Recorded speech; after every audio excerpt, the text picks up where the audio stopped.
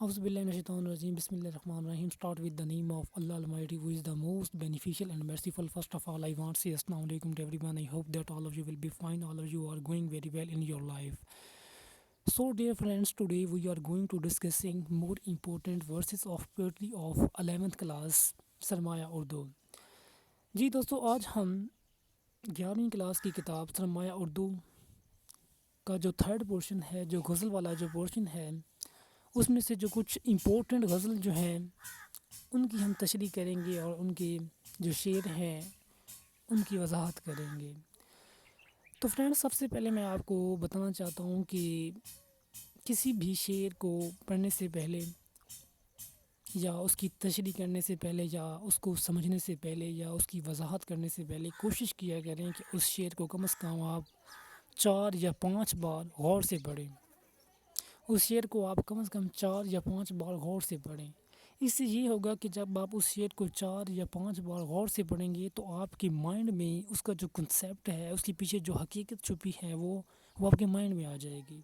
ये एक टिप है कि आप किसी भी शेर को आसानी से उसकी तशरीह कर सकते हैं, लेकिन बशर्ते कि आप उस शेर को कम से कम 4-5 बार गौर से पढ़ें. तो इसमें 2 चीज़ें और होती हैं कि इसमें रदीफ़ होते हैं और काफ़िए होते हैं, ठीक है. तो रदीफ़ और काफ़ी भी मैं आपको गज़ल में जब शेरों को हम पढ़ रहे होंगे या उनकी वज़ाहत जब हम कर रहे होंगे, उनकी जब हम तशरीह कर रहे होंगे, तो उस वक़्त मैं आपको साथ रदीफ़ और काफ़िए के बारे में भी बता दूँगा. तो आज हम हज़रत मोहानी की जो पहली गज़ल है उसको करने जा रहे हैं. उससे पहले मैं आपको बताना चाहता हूँ कि हज़रत मोहानी जो है वो 1875 में पैदा हुए थे और 1951 में वफ़ात पा गए थे. तो उर्दू शायरी में जो है इनका बहुत बड़ा हाथ शामिल है. इन्होंने काफ़ी सारी गज़लें जो हैं वो लिखी हैं. इनकी ज़्यादातर गज़लें जो हैं वो महबूब और जो महबूब का जो सितम होता है आशिक पर, उसके बारे में है. तो शुरू करते हैं. इसकी जो पहली गज़ल है, इसका जो पहला शेर है, इसमें क्या कहते हैं. वो कहता है कि भुलाता लाख हूँ लेकिन बराबर याद आते हैं. भुलाता लाख हूँ लेकिन बराबर याद आते हैं. इलाही तुर्क उल्फत पर वो क्यों कर याद आते हैं. इस शेर में शायर जो है वो महबूब के सितम की तरफ इशारा कर रहा है कि ए मेरे महबूब, तो इस कदर ज़ालिम है, तो इस कदर ज़ालिम है और मुझ पर तेरी मोहब्बत का जो गलबा है वो इस कदर ज़्यादा है कि मैं तुझे भूलने की लाख कोशिशें करता हूँ. मैं तुझे भूलने की लाख कोशिशें करता हूँ, लेकिन उसके बावजूद भी तू मुझे बहुत ज़्यादा याद आता है. मैं जब भी चाहता हूँ कि मैं अपने महबूब को भूल जाऊँ, मैं उसकी यादों को अपने दिल से ख़त्म कर दूँ या अपने दिमाग से ख़त्म कर दूँ, लेकिन उसके बावजूद जब मैं ये कोशिश करता हूँ तो तू मुझे और ज़्यादा याद आता है. तेरी यादें जो हैं मुझे और ज़्यादा सताती हैं. तो तभी तो वो कहता है कि भुलाता लाख हूँ, यानी कि मैं इसकी लाख कोशिशें करता हूँ अपने महबूब की यादों को ख़त्म करने की. मैं लाख कोशिशें करता हूँ लेकिन फिर भी वो याद आते हैं और मैं चाहता हूँ कि मैं अपने महबूब की जो मोहब्बत है उसको ख़त्म करूँ, यानी कि अपने महबूब की जो यादें हैं उनको ख़त्म करूँ. तो उस वक़्त मेरे दिल से जो है मेरे महबूब की जो मोहब्बत है वो ख़त्म हो जाएगी. लेकिन ऐसा नहीं होता. वो ख़ुद से पूछ रहा है कि ऐसा नहीं होता. और ये क्यों है कि क्यों जो है मैं अपने महबूब की जो यादें हैं उनको ख़त्म नहीं कर पा रहा. क्यों जो है मैं अपने महबूब की यादों को दिल से नहीं निकाल पा रहा. क्यों मैं उसकी जो मोहब्बत है उसमें घिरता ही चला जा रहा हूँ, डूबता ही चला जा रहा हूँ, उसकी यादों को ख़त्म नहीं कर सकता. तो दूसरा शेर जो है उसमें वो कहता है कि ना छेड़ ए हमनशी, अपने दोस्तों से वो कह रहा है कि ना छेड़ ए हमनशी कैफियत सहबा के अफसाने. ना छेड़ ए हमनशी कैफियत सहबा के अफसाने, शराब भी बेखुदी के मुझको सागर याद आते हैं. ना छेड़ ए हमनशी कैफियत सहबा के अफसाने, शराब भी बेखुदी के मुझको सागर याद आते हैं. तो इस शेर में जो शायर है वो अपने दोस्तों से कह रहा है कि ए मेरे दोस्तों, मेरी कहानी को मत छेड़ो. मुझसे मत पूछो कि मेरी कहानी क्या है, क्योंकि मेरे महबूब ने मुझ पर इस कदर जुल्म कर रखे हैं. उसने इस कदर जो है मुझसे बेवफाइयाँ की हैं. उसने इस कदर जो है वो मेरा बुरा हाल किया है कि और इस कदर मुझे तकलीफ़ें दी हैं कि मैं उनको याद नहीं करना चाहता.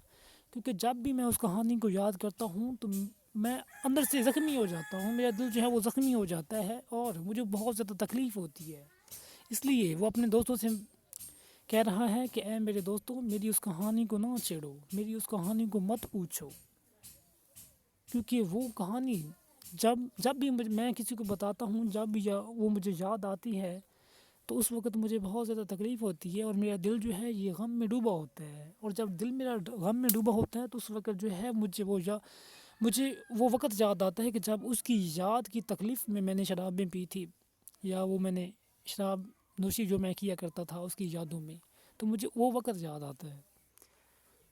تیسرے میں کہتا ہے کہ نہیں آتی تو یاد ان کی، نہیں آتی تو یاد ان کی مہینوں تک نہیں آتی، نہیں آتی تو یاد ان کی مہینوں تک نہیں آتی، مگر جب یاد آتے ہیں تو اکثر یاد آتے ہیں۔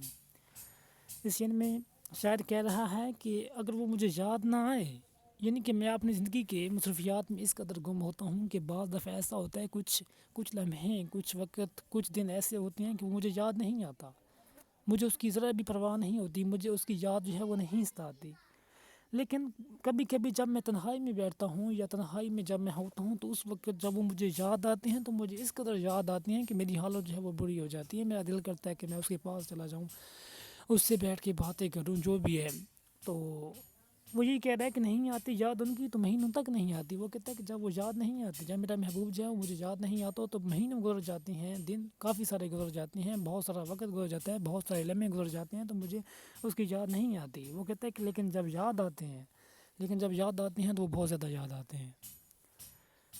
آخری شعر میں کہتا ہے کہ حقیقت کھل گئی حسرت تیرے ترک محبت کی، حقیقت کھل گئی حسرت تیرے ترک محبت کی، تجھے تو اب وہ پہلے سے بھی بڑھ کر یاد آتے ہیں۔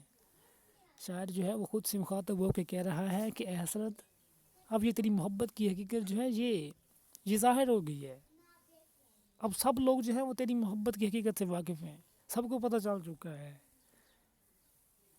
تجھے تو اب وہ پہلے سے بھی بڑھ کر یاد آتے ہیں۔ یہ جو تو لوگوں کو بتاتا پھر رہا ہے نا اپنی محبت کی حقیقت کے بارے میں، تو یہ اس بات کی نشانی ہے کہ وہ اب تجھے پہلے سے ہی زیادہ یاد آتی ہے۔ تو دوستو اس میں جو یاد آتے ہیں یہ اس میں ردیف ہے، اور کر ساگر اکثر یہ اس میں کافی ہے، ٹھیک ہے۔ تو شعر کا جو پہلا شعر، کسی بھی غزل کا جو پہلا شعر اسے ہم کہتے ہیں مطلع، اور جو آخری شعر وہ اس کا مقطع ہوتا ہے۔ تو امید کرتا ہوں کہ یہ غزل جو ہے وہ آپ کو اچھی لگی ہوگی۔